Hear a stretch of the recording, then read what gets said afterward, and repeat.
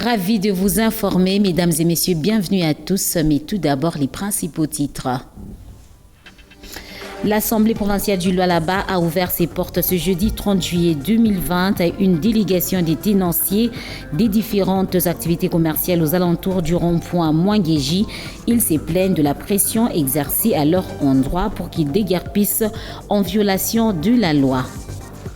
Les professeurs de l'Université de Kinshasa conditionnent la reprise des cours au sein de cette institution académique par l'augmentation de leur salaire. Aucun accord n'a jusque-là été trouvé entre eux et le gouvernement. C'est ce que nous dira Teddy Dizamba dans ce commentaire.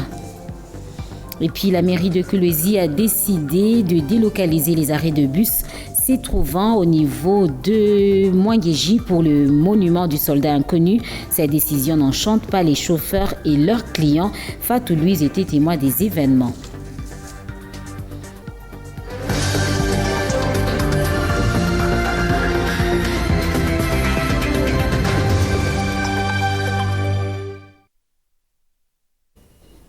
Commençons ce journal par cette actualité en bref. Félix Antoine Tshisekedi, président de la République démocratique du Congo, a été désigné parmi les 100 personnalités africaines les plus importantes. Une performance due à son leadership après sa récente ascension au pouvoir, a commenté un observateur. La liste a été publiée mercredi 29 juillet par Réputation Pôle International, une société de conseil en gestion de réputation. Dans l'ensemble, cette liste comprend 53 hommes et 47 femmes de divers secteurs. Ils ont été sélectionnés sur base des critères d'intégrité, de visibilité et d'impact. Ici à Kolwezi, l'Assemblée provinciale du Lualaba a ouvert ses portes ce jeudi 30 juillet 2020 à une délégation des tenanciers des différentes activités commerciales aux alentours du rond-point Mwangeji. Ils se plaignent de la pression exercée à leur endroit pour qu'ils déguerpissent en violation de la loi. Ils ont été reçus par les honorables députés Jean-Marie Kasséa et Michel Ilunga Kouva. C'est ce que nous disent les journalistes de l'Assemblée provinciale. Ces tenanciers de boutiques, alimentation, kiosques et autres activités commerciales au niveau du rond-point Mwangeji manifestent leur mécontentement. Ils s'insurgent contre le déguerpissement auquel ils sont sommés dans un délai qu'ils jugent illégal, conformément à l'acte uniforme relatif au droit commercial général. Voilà leur raison d'entrer en contact avec l'Assemblée provinciale du Lualaba à travers les honorables députés Jean-Marie Kasséa et Michel Ilunga Kouvas ce jeudi 30 juillet 2020. Ile mampango ikupale turiyenga mumakuta yetu Dieudonné il n'a pas donné l'argent ou il n'a pas construit njo mtu anakuwa kuingia turiyenga mumakuta yetu tunaanza kuokipe ma bâtiment kama anauzisha c'est son problème kama anafanya partenariat c'est son problème mais tunamilomba mwe ba député yetu mtusemee batupatie 6 mois yetu ya chie kuikala pale. Après les 6 mois, kama kutakuwa bala batapata mafashi, il y a 3 mois, la loi elle est claire. Il y a 3 mois tena ya pale yulu, ça signifie 9 mois ya kuikala mu préavis. L'honorable Jean-Marie Kasséa a tout de même tenu à les apaiser en attendant une bonne solution. Kama mtuchakula kashiba député, mtuchakula ndio tunasemea. Na tunami féliciter du fait que amkwende kufanya fujo au makelele, mais mtuchakula njia ya kwenda kujiplaindre kuba élu yenu. Chez tout kuba représentant yenu, je pense que nous devons respecter l'état de droit. Donc l'état de droit, ni pour respecter vile ma loi inasema assez concerne kutosha bantu munyumba et surtout ka yenu ni ya ba commerçants.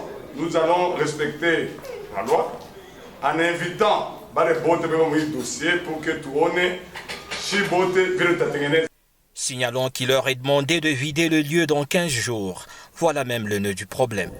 Direction Kinshasa où les professeurs d'université conditionnent la reprise des cours par l'augmentation de leur salaire. Aucun accord n'a jusque-là pas encore été trouvé entre eux et les gouvernements. C'est un commentaire signé Teddy Dizamba. La rentrée académique demeure hypothétique pour l'université de Kinshasa, car les professeurs de cette alma mater exigent une augmentation de leur salaire avant la reprise des cours. Cette situation persiste malgré toutes les dispositions académiques qui ont été mises sur pied pour une reprise effective des enseignements dès le lundi 3 août 2020. Entre-temps, le bâtiment administratif ainsi que les différents bureaux décanales des facultés de l'UNIKIN sont opérationnels. Les travaux de réhabilitation des homes ont suffisamment avancé et très bientôt les étudiants pourront y loger à nouveau.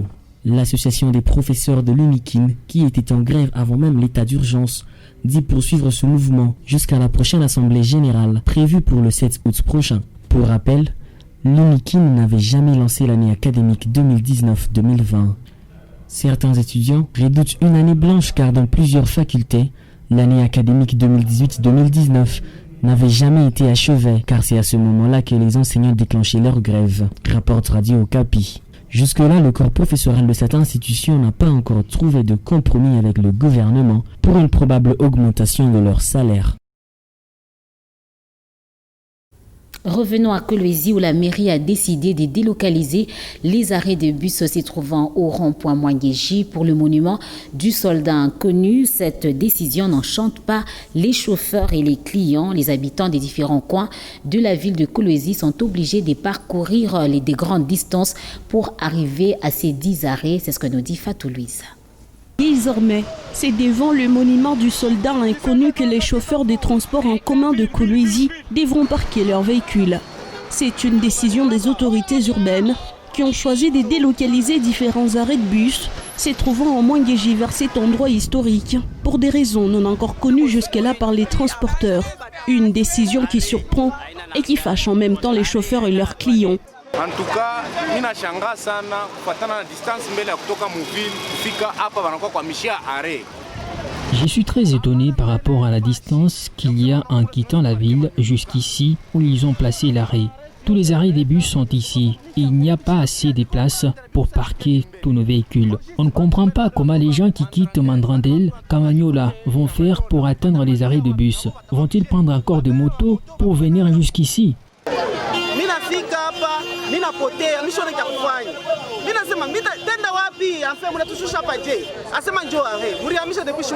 En arrivant ici, je me suis perdu et je ne sais que faire. J'ai demandé au chauffeur pourquoi il me laisse ici. Il me dit c'est ici l'arrêt. Je me suis étonné en disant depuis quand? Nous sommes surpris et nous ne savons pas retrouver notre arrêt de Moussampo.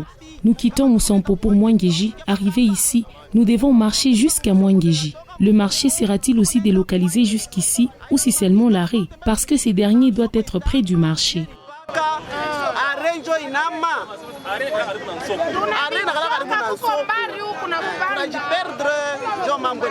Même les agents de la mutuelle des chauffeurs et de la SECO qui travaillent en parfaite collaboration avec ces autorités étatiques sont aussi contre cet aménagement.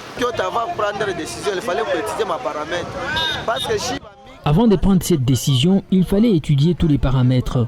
Parce que c'est nous qui connaissons bien les endroits où l'on peut placer un arrêt bus. Ils ont pris une décision à la hâte en nous disant « allez là-bas ». Ces derniers s'associent aux chauffeurs et proposent un autre endroit qu'ils jugent favorable. Dans l'enceinte de Mwangeji, il y a des parcelles qu'on a vendues aux gens. Il fallait y mettre même les arrêts de bus, comme à Likasi.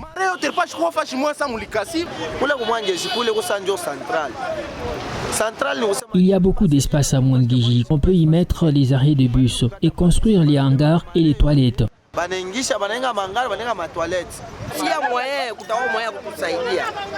Pour bien vivre avec nos femmes et nos enfants, ils peuvent nous aider en plaçant des arrêts bus, même sur l'avenue Mwangi.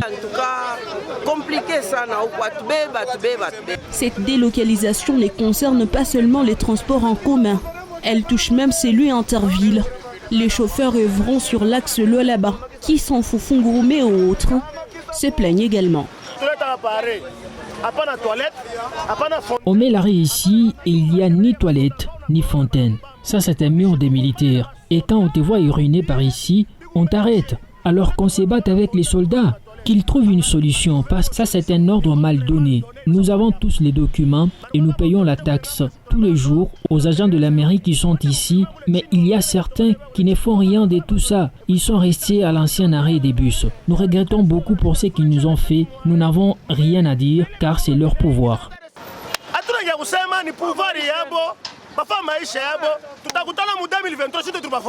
Le chef de service urbain des transports que nous avons rencontré n'a pas voulu s'exprimer sans l'aval de son chef, qui est le maire de la ville, Véronique Oupité-Kamina. Toujours à Kolwezi, le ministre provincial de la Santé et de l'Éducation, Jules Kabouit, et le directeur provincial de l'Éducation, Delphin Perroko-Nampungu, étaient en atelier des mises au point de dispositions pour assurer la protection des élèves et des enseignants contre la COVID-19 à quelques jours de la rentrée des cours. C'est ce que nous dit Jack Mayumba. Renforcer les structures sanitaires de la province du Lualaba en équipements médicaux est la raison de cette ronde du ministre provincial de la Santé dans les structures sanitaires de la ville de Kolwezi. Tout a commencé au centre de santé PNC d'Ilala, la prison centrale de Dilala, pour chuter à la clinique Aner. Pendant cette période de Covid, que vous puissiez s'en servir pour lutter contre cette maladie, en ce qui concerne la prise en charge des patients. Voilà le colis, nous allons vous remettre ce mouvement. Et je ne sais pas si le docteur. Voilà. Partout où était passé le ministre Jules Kabouit, des kits médicaux contre la Covid-19 étaient déposés. Un motif de satisfaction pour les bénéficiaires qui n'ont pas tari d'éloge envers le geste posé. C'est important pour le gouvernement provincial. Je crois que ça ne va pas s'arrêter par ici.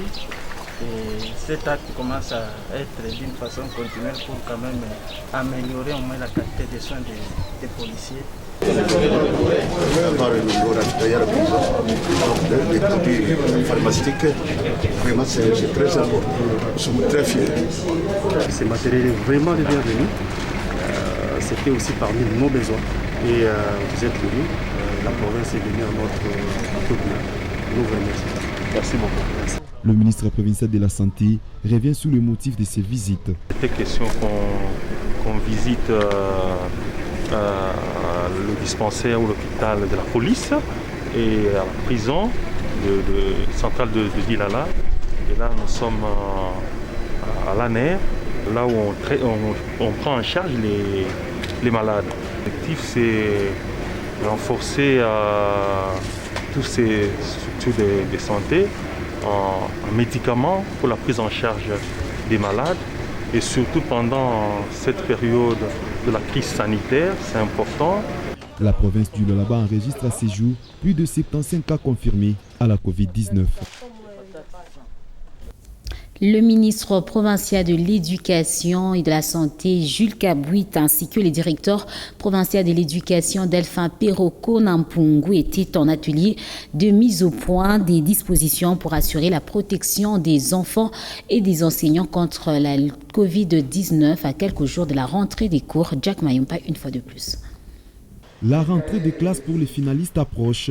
Les dispositifs de lutte contre la propagation du coronavirus dans les milieux scolaires doivent être établis. Chose qui a occasionné la rencontre entre le ministre provincial de l'Éducation et de la Santé et la direction éducationnelle en province. Nous avons les élèves de 6e année primaire et les élèves de 6e année secondaire ou 6e année des humanités. Les restes de classes montantes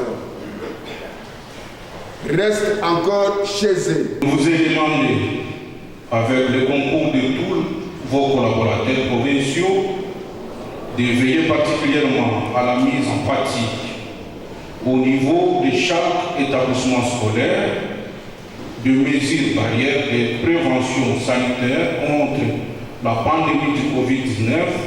À ces assises, il était aussi question de présenter aux responsables des établissements scolaires le protocole de lutte contre le coronavirus dans les écoles par les médecins de l'équipe de riposte. La transmission directe se fait par des gouttelettes respiratoires d'une personne infectée vers une autre quand la personne infectée tousse ou éternue. Le virus entre dans notre organisme à travers souvent les mains souillées. Vous acceptez la réouverture des écoles, c'est que vous vous engagez à respecter tout ce qui est prescrit dans ce document. Le premier point, on nous dit engagement des acteurs. On dit les acteurs éducatifs, du sous-secteur de l'enseignement primaire, secondaire et technique prennent l'engagement d'appliquer scrupuleusement les dispositions ci-après pour lutter efficacement contre la propagation de la maladie à coronavirus ou Covid-19. Quant à la désinfection des écoles, pour empêcher la propagation de ces virus, l'équipe de riposte a éclairé l'opinion. Je suppose que ces salles de classe-là avaient été vidées depuis le 20 ou le 22 mars. Et que depuis ce temps-là, il n'y a pas de gens qui les ont occupées, utilisées. Maintenant, si ces salles-là n'avaient pas été utilisées, je pense qu'elles sont indemnes de la présence du microbe. La reprise des cours sur l'ensemble de la province est prévue pour le 3 août prochain. Aux responsables des écoles de faire respecter les mesures barrières pour éviter une quelconque contamination au sein des écoliers et des professeurs. Ce journal est fini, mesdames et messieurs. Merci à tous de l'avoir suivi.